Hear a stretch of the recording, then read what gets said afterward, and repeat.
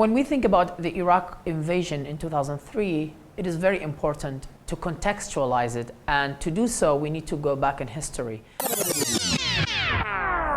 Iraq was under the Ba'ath Party from 1968 until 2003, when the Iraqi state and the regime was toppled and the invasion took place. Saddam Hussein was the president of Iraq since 1979. He joined the Ba'ath Party, and he had a long history and life of being politically active. His coming to power and taking the presidency of Iraq changed not only the history of Iraq, but also even the ideas of the Ba'ath Party. There was a time, for example, in the 70s and the 80s, that the Ba'ath Party had very good connections and relations with the Western countries, and we're talking about Western Europe and the United States. So the Ba'ath Party itself was a secular party. It wanted people to be just loyal to that party. That was the main criteria.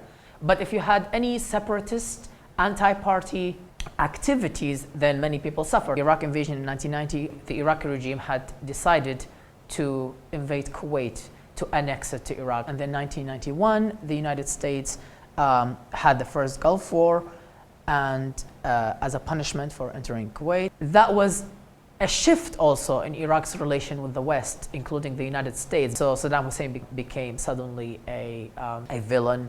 And then it was followed by 13 years of sanctions, which most of the victims were the Iraqi people. We're talking about hundreds of thousands of people who died because of lack of medicine and food and basic human needs. The UN sanctions imposed by the United Nations Security Council, UNSC, banned almost anything you could think of that is remotely close, in quotation mark, to manufacture weapons of mass destruction from entering Iraq. Many Iraqi people, especially thinkers and academics, saw those sanctions as a way that the West used to sort of attain the consent of Iraqi people, paving the way for the 2003 occupation, because only when you have disempowered, tired, hungry people who are dying and suffering, only then will you be able to sort of guarantee their acceptance or welcoming of an occupation. The official reason that was given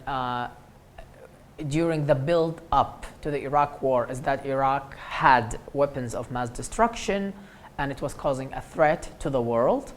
And so that was the script that was in the media, in the newspapers, that people kept reading about, and that Saddam is very dangerous and he was supporting directly and or indirectly all kinds of militant and terrorist groups. Again, the region is politically important. Iraq was becoming more and more sort of not a suitable partner in the Western plan in the region.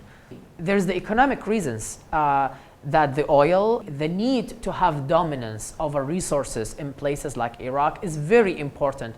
And the Ba'ath Party nationalized all its oil and resources from 1970s. It kicked out all the foreign companies. The histories were already becoming intertwined between the United States and Iraq. 2003, the Iraqi government was toppled and Saddam's rule was over. The occupation of Iraq took place. And between 2003 and 2004, there was a lot of hope in the Iraqi public. They were hoping that now the single party rule, the Saddam Hussein rule, is over, and it's time for another kind of start where there is more freedoms and better democracies, and people will practice a lot of rights that they couldn't practice during that political system. And then from 2003 to 2004, we have the Coalition Provisional Authority, the CPA, that was ruling Iraq until the interim Iraqi government was formed. A lot of problems started during that time, during this rule, from April 2004 until May or June 2005 in Iraq. And one of the biggest things they did was the so-called de-Ba'athification, in quotation mark, which is removing all the higher up officials of the Ba'ath Party from all Iraqi institutions, public service, public servants. Now, if you think about that, it's a very complex thing because a lot of Iraqis had to sort of symbolically be in the Ba'ath Party in order just to live in the society. It was the party ruling. And so the de-Ba'athification affected huge sections of the Iraqi society. It removed a lot of people. And so what that did, it did leave not just simply a vacuum of power, it sort of dismantled the society.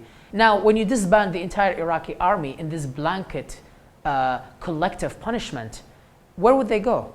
Well, some of them left the country, some of them just find a way to live, but some of them became very angry and they had to find other ways, including maybe joining insurgency.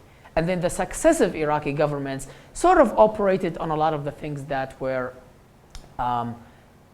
prepared or done or drafted by the CPA, but also adding their own touch to it. The effects of the Iraq invasion of 2003 are huge on the average Iraqi people. Almost everybody in Iraq suffered. So since Iraqi people have been sort of leaving the country for the 90s, so during the 90s, the first Gulf War led to a lot of Iraqi people leaving the country to refugee camps in different places, and then the sanctions, many people for economic reasons, some for political reasons, they were leaving. So the country has been bleeding its own people for a very long time.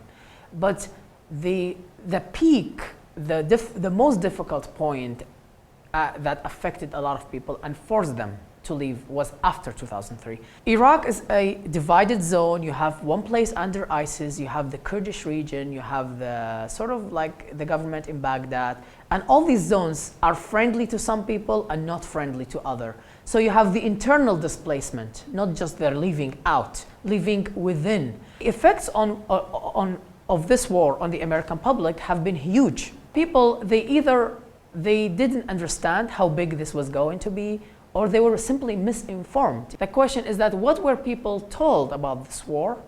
What kind of information they did have before they even decided that they were pro or against the war? Iraq did not have weapons of mass destruction, and so what we know today is that that was a false claim that the war took place because of weapons of mass destruction.